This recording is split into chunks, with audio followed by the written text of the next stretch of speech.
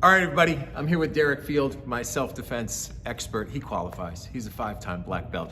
And if you saw the August issue of Westwood Living, you saw Derek had a great article, Campus Safety Tips for College Students. Very contextual because so many college students are going back. So I just wanted you to guide people through some of these tips because I thought they were great. Start off with this one, be familiar with the layout of the campus. Absolutely. So the sooner you can get antiquated with the layout of your campus, the better. You want to know what buildings do you need to go to, where are your classes, what's the best way to get there, best path. I mean, it's kind of a joke, don't go into dark alleys, but like seriously, like don't go into, places where you're by yourself and there's not a lot of light, there's not a lot of people around, right? You want to try to take the road most traveled to get to where you're going, know where your classes are going to be, know where, the security personnel are going to be as well.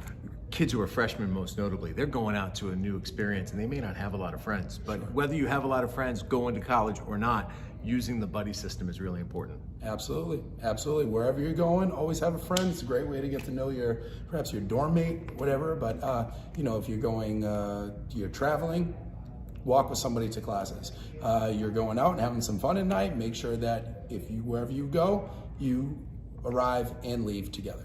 And people know where you're going. I thought that was a good point you pointed out here too, so that people know where you're going. Yes. This is one that applies more in 2022 than any other year. Being aware of your surroundings, because how many times do you see people with the earbuds in and their heads down? It is number one, I tell my students all the time, if you forget the punches and kicks that I teach you, one of the most valuable tools you can have is awareness at all times.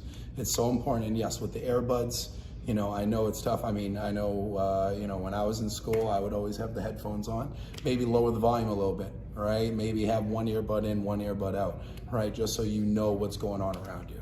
Securing the dorm room.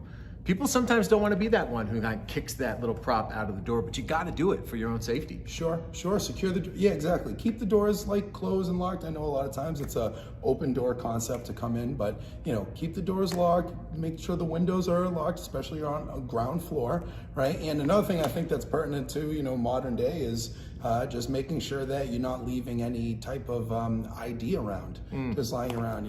Licenses, wallet, passports, anything like that. With identity theft.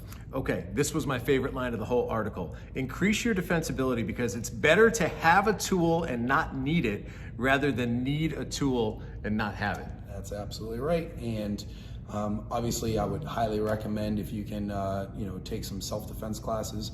I know most colleges have programs with that. Most local police departments have something you can attend as far as that goes. But if not, having some type of self-defense tool where obviously you got to make sure you fall within the laws of wherever you're at. But something like that could make the difference. Awesome, great contribution, great tips. Enjoy yourselves as you head off to college, and parents, don't worry. If your kids listen to these tips, they'll be headed in the right direction. Learn more at fieldmartialarts.com. That's Derek Field, my expert in self-defense. Thank you. Good luck, everyone.